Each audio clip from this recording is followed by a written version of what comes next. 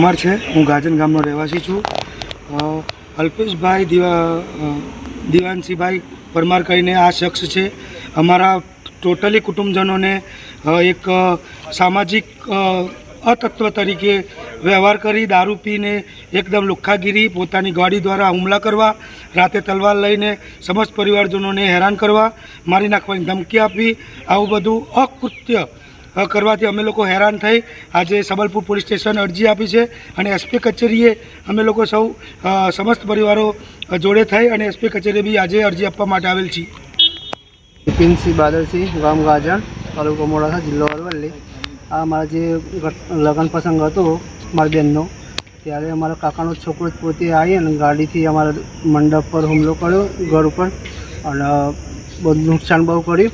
અને બીજા દિવસે બી તલવાર લઈને અને એવું મને મારવા માટે રાત્રિના ટાઈમે આવેલો, ત્યારે અમારા બધા ઘરોના બધા કુટુંબીજનોએ મને સાથ આપીને અને મને રાત્રે મતલબ એનાથી બચાવ્યો।